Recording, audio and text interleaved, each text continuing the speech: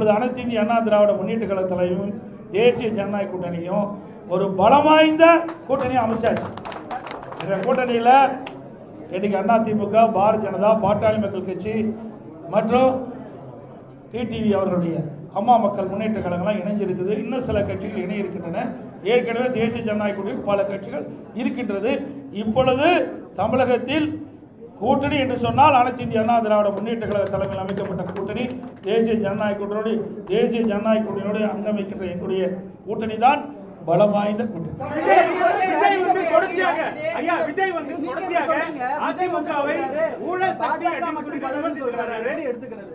ஏங்க அவரு வெளியில் பொது வெளியில் பார்த்தா தானே தெரியும். பொது வெளியிலே வரல. 72 நாள் கழிச்சு தான் ஒரு சம்பவம் நடந்து போச்சு. அந்த சம்பவத்தோட்டு 72 நாட்கள் ஒரு கட்சி தலைவரே வெளியே வரல. நாட்டில் என்ன நடக்குதுன்னு தெரியல. எந்தெந்த கட்சியோட கூட்டணி இருக்குன்னு தெரியல. எந்த கட்சி தேர்தலில் தலைமை தாங்கன்னு தெரியல. அதை வச்சே நாங்கள் என்ன செய்யுங்க? அவருக்கு ஒன்றுமே தெரியாத போது எங்களை கேள்வி கேட்டால் அவர்கிட்ட போய் கேள்வி கேளுங்க.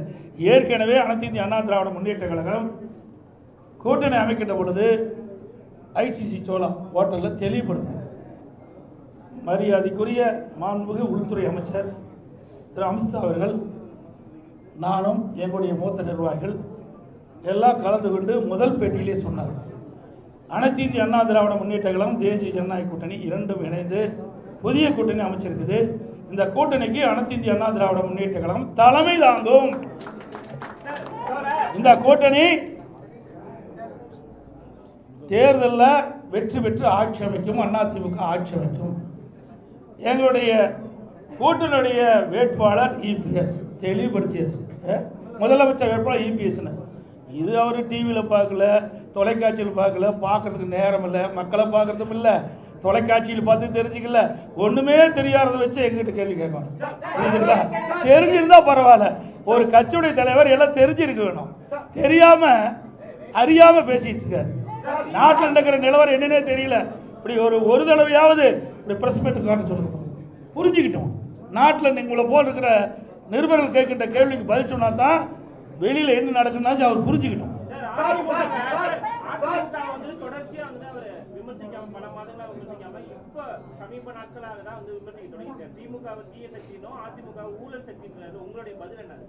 சார் ஊழல்னா என்னன்னு எனக்கு தெரியலையே.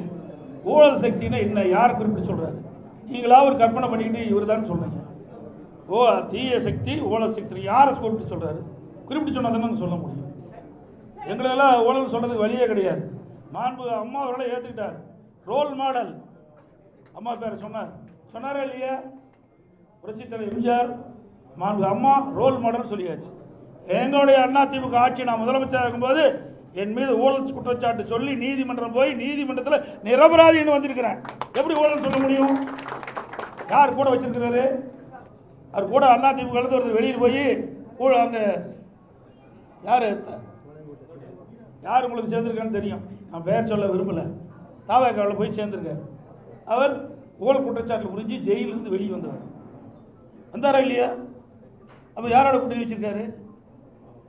ஆக எங்களை குறிப்பிட்டு சொன்னால் அதுக்கு உண்டான பதில் நாங்கள் தெளிவாக சொல்லுவோம். நிறைய பதில் இருக்குது எங்களுக்கு. ஒன்றும் பதில் இல்லாதெல்லாம் இல்லை. இது பொன்விழா கண்ட கட்சி 31 ஆண்டு காலம் ஆட்சி புரிந்த கட்சி. நீங்க 31 ஆண்டு காலம் ஆட்சி புரிந்த கட்சிங்க.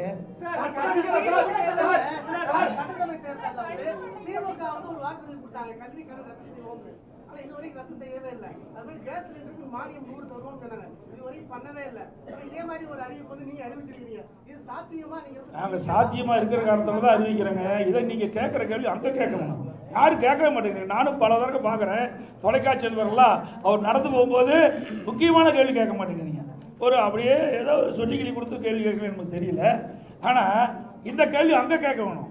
எங்களை பொறுத்த வரைக்கும் நான் கொடுக்கப்பட்ட வாக்குறுதியை பெரும்பாலும் நிறைவேற்றி கொண்டு தான் இருக்கிறேன். அதில் எந்த மாறுபட்ட கருத்தும் கிடையாது. எங்களுடைய தலைவர்கள் ஏற்கனவே எங்களுடைய தலைவர்கள் இருந்தார்கள். புரியுதுங்களா? எனக்கு மாண்பு அம்மா அவர்கள் இருந்தாங்க, புரட்சி தலைவர் எம்ஜிஆர் இருந்தாங்க. சொன்னது கொடுக்கப்பட்ட வாக்குறுதியை செயல்படுத்துகிறோம். மக்கள் நன்மை கிடைக்கக்கூடிய திட்டங்களையும் நாங்கள் அறிவிச்சாங்க.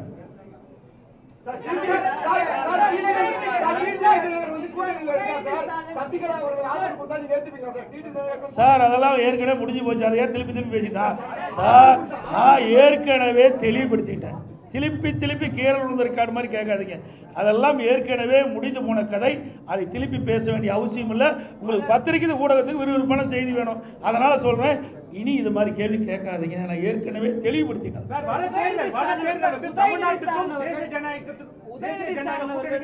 தேர்தல், அதனால மக்கள் வந்து பார்த்து வாக்களிங்கன்னு சொல்லிட்டு முதலமைச்சர் சொல்லக்கூடிய அந்த பிரச்சாரத்தை நீங்க எப்படி பாக்குறீங்க? ஏற்கனவே நான் சொன்ன ஒரு பொம்மை முதலமைச்சர், திறமையற்ற முதலமைச்சர், ஒரு கட்சிக்கு தலைவராக இருக்கார் திமுக தலைவர். அதுவே ஒரு வேதனையான விஷயம் தான். நல்லா சிந்திச்சு பாருங்க. இது எந்த எலெக்ஷன் நடக்குது? இது தமிழ்நாட்டில் யார் ஆட்சிக்கு வரணும், யார் ஆட்சிக்கு வரக்கூடாதுன்னு நடக்கிற தேர்தல். புரிஞ்சுக்கிட்டீங்களா? ரெண்டாவது, எங்களுடைய கூட்டணிக்கு தெளிவுபடுத்தியாச்சு. திருப்பி சொல்றேன், எங்களுடைய கூட்டணி அண்ணா திமுக தான் கூட்டணிக்கு தலைமை தாங்கும். அண்ணா திமுக எங்களுடைய கூட்டணி வெற்றி பெற்று அண்ணா திமுக ஆட்சி அமைக்கும். இதுக்கு மேல என்ன வேணும்? தேசிய கூட்டணி எங்களை சொல்றதுக்கு எதுவுமே இல்லைங்க. எங்க மீது எந்த புகாரும் சொல்றதுக்கு ஸ்டாலின் கிட்ட சரக்கு இல்லை. அதனால வேற ஒருத்தர் பிடிச்சிட்டு சொல்லிட்டு இருக்காரு. இங்க ஆளுநர் அண்ணா திமுக ஏற்கனவே முடிவு செய்யப்பட்டு விட்டது. எங்களை பத்தி சொல்லுங்க, நாங்க பதில் சொல்ல தயார். முடியலையே, இருந்தா தானே சொல்ல முடியும்.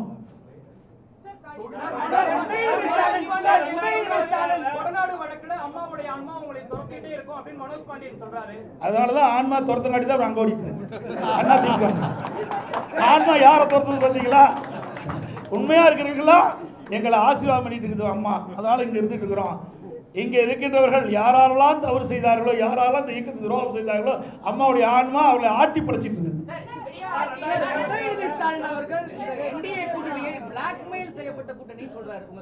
அவங்களுக்கு ஒரு வாய்ப்பு கொடுங்க.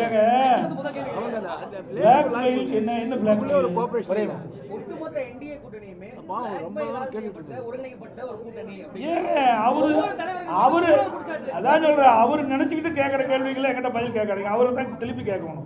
அண்ணா திமுக ஏங்க ஒரு தேசிய அளவில் இருக்கிற ஒரு கூட்டு கட்சிங்க.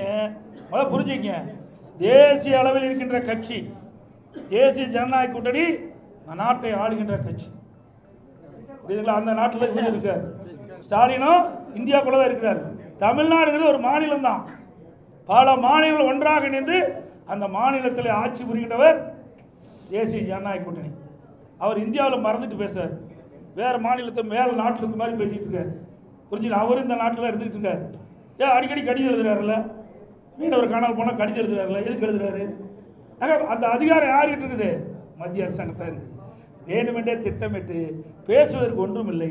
அதனால இப்படிப்பட்ட அவதூறு பிரச்சாரத்தை பரப்பிட்டு வர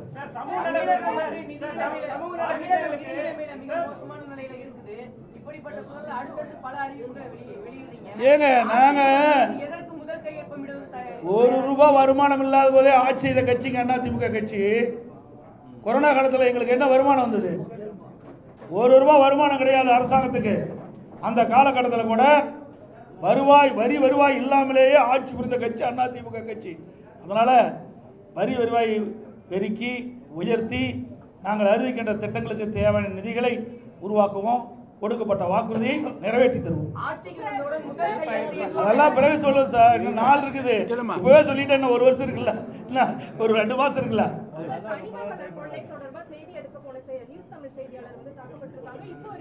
அதாவது எங்களுடைய கட்சி சேர்ந்தவர்கள் தாக்கப்பட்டவர்கள் நேரடியாக போய் ஆறுதல் சொல்லிட்டு மருத்துவமனைக்கு நேரடியாக போய் எங்களுடைய இயக்கத்தை சேர்ந்தவர்கள் அந்த பாதிக்கப்பட்ட பெருமரடி சந்தித்து ஆறுதல் கொடுத்துட்டு இருந்தாங்க.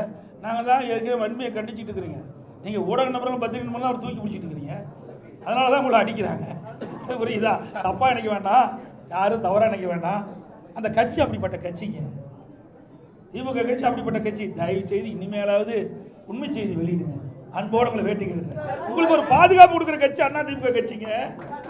நீங்க திமுக கட்சிக்கு எப்பொழுது பார்த்தாலும் எங்களை பத்தி தான் குறை சொல்லிட்டு இருக்கிறீங்க. இருமுனா குறை சொல்றீங்க, துப்புனா குறை சொல்றீங்க. ஆனா திமுக பத்தி ஒரு குறையும் எந்த தொலைக்காட்சியிலும் வருவதில்லை, எந்த பத்திரிகையிலும் வருவதில்லை. அதனாலதான் அவங்க தைரியமா இப்படிப்பட்ட தாக்குதல் ஈடுபடுறாங்க. நீங்க உண்மை செய்தி வெளியிடுங்க.